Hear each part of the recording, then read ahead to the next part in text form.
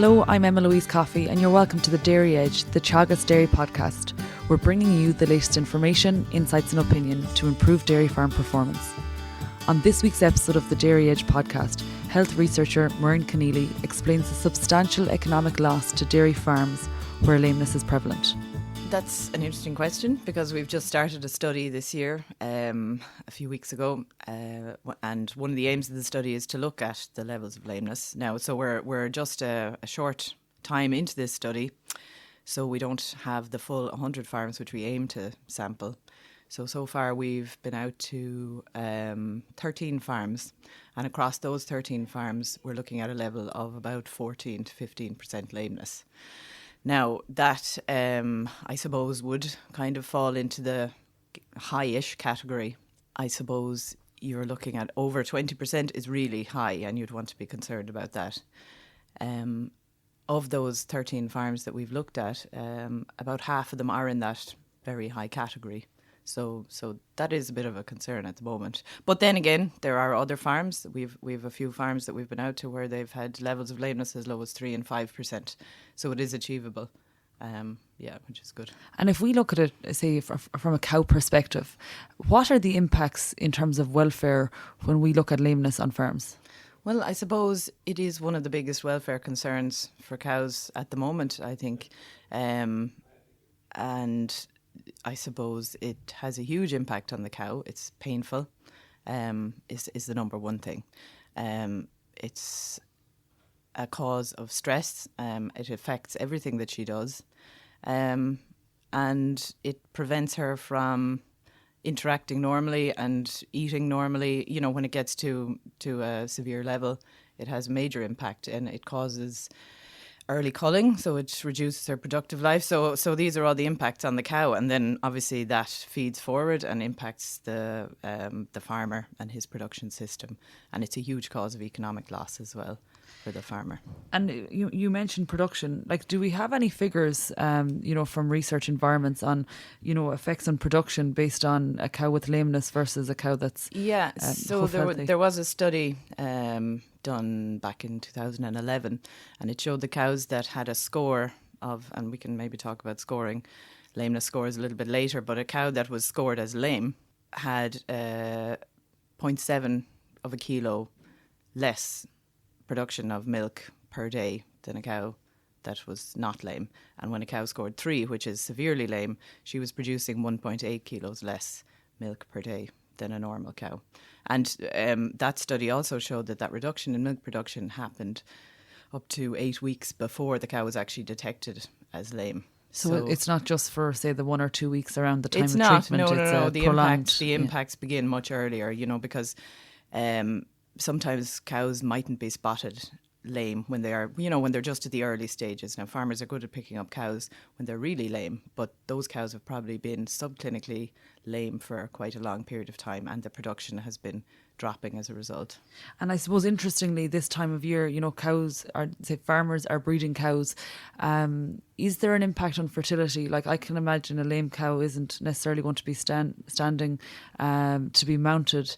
Do they see impacts of lame cows in terms of fertility performance? Yeah, definitely. Now, I don't have precise figures there for you, but again, it affects their standing to be mounted, it affects their heat expression, and it's just another stressor on the body. And in order for cows to ovulate and have normal cycles and to conceive, the stress on the whole system needs to be minimal. So when they're lame, it affects all of that. And cows that are lame have increased calving intervals, lower conception rates, more open days, and so on. And you mentioned, scoring. Mm-hmm. So can you explain what you mean by that? So mobility scoring is a way of examining your cows and assigning them a score based on how well they're walking. And the idea of that is to pick up cows that are in the early stages of lameness and, decide what you're going to do with them then as a result of the score that they get. And it's all about being proactive. As I said, farmers are very good at spotting the cows that are, in the advanced stages of lameness. But mobility scoring, if it's done regularly, is a really good way of trying to get those cows at an early stage. And it's really important because the earlier you treat a cow, the more chance she has of recovering. So if you leave her until she's a score 3, she's, far less likely to recover and recover quickly than if you get a cow when she's at the earlier stages. So a cow can be mobility scored, and there's a few different scoring systems, but the one we've been using in our study has 4 levels. So a cow is either a 0, which is perfectly normal. She's 1, where she's just a little bit, not walking as fluidly and as freely as we'd like. But it can be hard to identify exactly what leg she's lame on. A cow with a score 2 is clinically lame, and her lame leg is easily identifiable. A cow with a score of 3 is severely lame, and she is not able to keep up with the rest of the herd. And, what category a cow falls into will dictate the course of action. So a cow that scores 0 is perfect, you're happy with her. A 1, you would note her number and just keep an eye on her to watch for further progression. The 2, she needs to be examined. She needs to have her hoof lifted as soon as possible, definitely no later than, 24, absolutely 48 hours at an absolute maximum. And the cow that scores 3 needs to be seen by a vet, I would say, immediately, because she's in serious pain and she's in a lot of trouble. And if people are considering mobility scoring their herd, like how regularly should one do that? I think we'd be saying once a month is a good place to start. And causes of lameness, from what you see out on farms and what you know based on your research, what are the main causes and sources of lameness in the country? So at the moment, cows are out of grass, and they are walking, I suppose, quite a lot to and from the parlour. And the main causes of lameness we're seeing at the moment are the mechanical causes of lameness, which include bruising and white line disease mainly. So those would be different to what we might expect during the winter period when cows are housed indoors.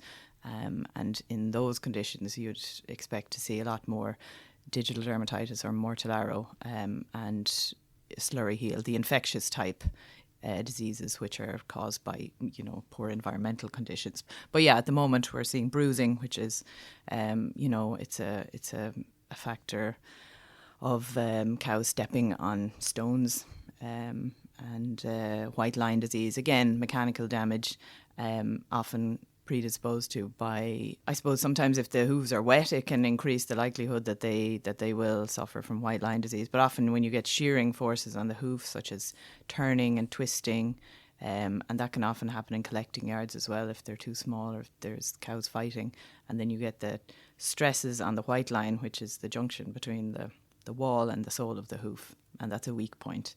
And once you get stress on that, then you can get disease. And we'll I suppose we'll focus on the mechanical causes, as you call them, from that are happening at this time of year, and it's as a result of walking. How can we prevent, say, bruising and white line disease, in the environment, whether it's the collecting yard or the laneways into the roadways into the collecting yard? Yeah, well, I suppose the number one thing is to try and make sure that your roadways are in good shape. And, it's, I suppose, it can be expensive enough to maintain the roadways, but it's really, really important, that the roadways should be nice and level. There shouldn't be pooling of water. There shouldn't be free stones in as far as possible. There shouldn't be, piles of manure where cows can't see the stones that might lie underneath. There's they should be wide enough so that the cows can pass easily with good cow flow. There's a whole range of things that need to be looked at in terms of the roads, but that's probably the number one thing. Also, what's really important is the manner in which the cows are travelling over them. So it's really important that cows be allowed to take their time when they're walking on the roads. Interestingly enough, we've seen some farms that have had pretty, what we would classify as poor enough roadways with lots of stones, but quite low levels of lameness. And we were thinking that it's because, you know, the cows are let walk slowly. There's not a huge number of them. They're allowed to take their time, because cows can see where the stones are. They're very careful about where they put their feet. If they can see the stones and they're allowed the time, they can avoid them. But if they're rushed over them, you know, with quads, dogs, people rushing cows is a major cause of those mechanical injuries. Yeah, I think it's they do say that if the cow's head is down, she can see where she's going. Yeah, but if she's rushing, the head is up. Yeah, the head is up. Yeah, you know, definitely don't want to be seeing heads up. Yeah, so the feet are going everywhere. Yeah. And then if we focus then on the indoor time, and I suppose it isn't so important this time of year for us. You know, we typically have cows out and they'll be out for the next maybe 6 months at least. But when we look at indoor diseases, you mentioned Mortellaro, and that's spread through dung. Would that be fair to say? Yeah, it's a type of bacteria is implicated in this disease, and it's present in slurry and in unhygienic conditions. And quite often, unfortunately, the source of the infection can be from a bought-in animal. So some farmers will have no problems for years and then maybe buy in some heifers or something, and then once it's in the herd, unfortunately, it's very difficult to eliminate completely. So it's all about trying to control it, and the key to controlling it is to maintain hygienic conditions indoors. So that's, you know, make sure the yards are kept scraped as much as possible, as you know, that the cows are standing in a clean, dry conditions as much as possible. Of course, foot bathing then helps to control, is part of the control of this disease, as well as the other infectious diseases like slurry heel and interdigital dermatitis. But you know, really key is keeping the indoor environment clean and dry. And we'll pick up then on the foot bathing. I know that you know talking to farmers across the country, some people will say, "Oh, I'm doing it regularly." Yeah. So I do it once a week or you know, once a month. Should farmers foot bath regularly? I think it's probably a good idea, definitely, and certainly during the winter period. How much a farmer needs to foot bath really depends on his own individual situation. So obviously, if he's having a high level of Mortellaro, he needs to be foot bathing regularly and possibly daily, depending on the level of disease. Farmers, you know, that are out grazing, that have no issues with infectious disease, maybe do not need to foot bathe as regularly. What I would say as well is it's very important for farmers to consult with their vets as well, and try and come up with a tailored herd health foot care management programme in consultation with the vet to try and address these issues. And if a farmer is having a problem, it's really important to monitor the cases of disease and record everything, because if you don't record what's happening, you've no way of knowing whether any, you know, measures you're taking are having a beneficial effect.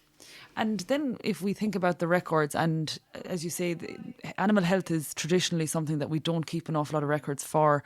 And I think people are improving, and they have various apps on their phone where they're recording treatments or even just incidents of things like lameness, mastitis.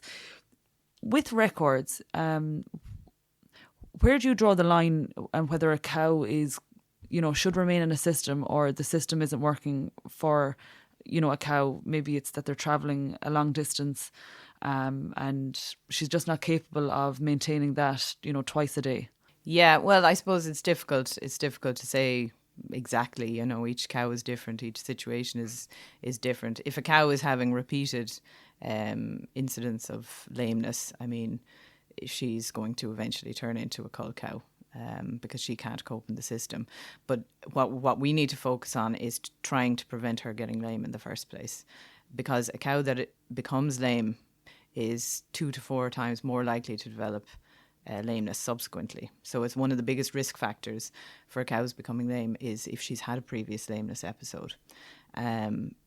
So, you know, and once she's become lame once, it's kind of a vicious circle, you know, because changes occur in the structure of the hoof that mean that that claw is more susceptible to damage the next time. And if that occurs early in her life, then, you know, her whole productive life is impacted there. So that's really, really important. And another thing I forgot to mention when we were just talking about the indoor situation, and as regards keeping yards clean. And that another really important thing is to make sure the cows have enough cubicles to lie down in, because again, if they don't have enough cubicles to lie down in, they're going to be standing in that slurry, and they're going to be increasing the stress on their hooves, which all contributes to development of disease. So what we would say is that cows should have, at an absolute minimum, 1 cubicle per cow. Ideally, you'd like to give them 10% more cubicles than cows, which people often kind of laugh at a little bit and say, sure, this is all very well, but these things cost money. But that's the recommendation. And the reason behind that is that, subordinate animals and heifers, for example, may not want to lie next to a dominant cow. And if that's the only cubicle that's available, she'll stand rather than lie down. So the extra is to allow a little bit for that. It's a really, really interesting point. Like, I know that an awful lot of farms have expanded and the cubicle spaces probably haven't followed on I from think so, cow numbers. So you're, the ratio of 1 cubicle to 1 cow probably isn't there on a lot of farms. I wouldn't think so at the minute, but it's really important. And we kind of disregard the winter housing period a little bit because we think, we've got a pasture-based system here in Ireland, we're out of grass. But it's a significant part of the year for a lot of farmers. Cows are indoors, and this should be the time where we're kind of allowing them to rest and regenerate and prepare for the next lactation. So optimum conditions indoor are really important. Cows are probably travelling further than they've ever travelled before on farms over the last 3 or 4 years. Is that increasing the prevalence of poor hoof health and lameness in the country? Yeah, well, our study will answer that question, we hope, because we'll have a lot more data at the end of this year. We'll have 100 farms. Some of those farms would have expanded, some won't. So we'll be able to answer that question. My feeling is definitely, when cows are walking longer distances, it's just more opportunity for damage, more pressure, more stress on the hooves. So for that reason, I think farmers really need to just see this as a potential issue and to try and take proactive steps to address it. And that involves looking at the whole farm, looking at what potential risk factors there are there, doing what they can do to minimise those risk factors. Now, within reason, like obviously, you could invest in huge amounts of money in infrastructure, which is probably a good idea, but not everybody has that. But there are definite things that people can do to minimise the impact of lameness and to address it. And one of those is regular mobility scoring, and keeping records and at least identifying cows early and lifting them early, because what a lot of people tend to do is to wait until they have a few cows lame. And some cows could be waiting up to a week in that case, by which time the lameness could have progressed to a much greater level than if she had her hoof lifted on the first day. We've seen a lot of cases of just where the problem is a simple stone that just kind of got lodged a bit in the hoof. If that had been removed on the first day, the cow would have returned to normal function pretty quickly. But if it's left, the stone can burrow in, cause an abscess, and then you've got a cow that is severely lame and will take way longer to recover. So I would suggest if anybody wants to invest in things, a good system whereby the cow's foot can be lifted easily is something to consider. And I suppose you're picking up on an awful lot of, say, the preventative type actions that we're talking about. Mm-hmm. Mobility scoring the cows, identifying problems nearly before they happen. Having good infrastructure in terms of roadways and I suppose the collecting yard, as we mentioned earlier on. You also mentioned herding cows, that, be aware, the cows aren't rushing and that they're taking their time. Are there any other actions that you can think of that, would be good and proactive in terms of, reducing the pressure on hoofs on farms? Yeah, I think, one thing to do is to talk to the vet and try and, if there is an issue, or if not, just have a look at the farm from a holistic perspective, I suppose, and try and look at everything that could be impacting and come up with a protocol for foot bathing, for preventative hoof trimming. So, as well as getting the hoof trimmer or the vet out to look at the lame cow when it arises, it's definitely a good idea to have at least once a year to have all of the cow's feet lifted. Not necessarily trimmed if it's not required, but to have them lifted. And a good time to do that is, at dry off when they're going in to be housed. Another thing that's probably worth looking at is the way animals are treated around the time of calving. Because when a cow is calving, that's the time at which she's most vulnerable to becoming lame. Because in order to actually give birth to a calf, the ligaments in the cow's body all need to soften. Basically, the ligaments in the pelvic canal, in order to let the calf out, some enzymes are released which allow these ligaments to soften, so everything gets softer. But unfortunately, these enzymes also affect the ligaments in the foot. So you get the ligaments that hold the bone inside of the hoof soften also, so that the bone is a lot more mobile inside of the hoof. So for the 6 to 8 weeks after calving, or in that periparturient period, the cow is a lot more vulnerable to developing hoof lesions. So a lot of cows in our systems tend to calve and they're straight in away with the milking herd. I think it probably would be a good idea to try and keep them separate from the other herd for a period of a few days, obviously not 6 weeks, but for a few days, just to give them a little bit of extra care, a little bit of extra minding. And that particularly would go for heifers joining the milking herd, because they're the most vulnerable animals. If they get lame at this early stage, they're going to have problems throughout their entire lives. And they're the most susceptible to bullying as well. So, and all of that twisting and turning is going to affect these very vulnerable hooves just after calving. So people just need to be kind of cognizant of that and try and, formulate their management plans to minimise that sort of trauma. I suppose finally, Muireann, can you give us your top 3 tips to tackle poor motility and lameness on farms? Well, I would say mobility score, is definitely number one.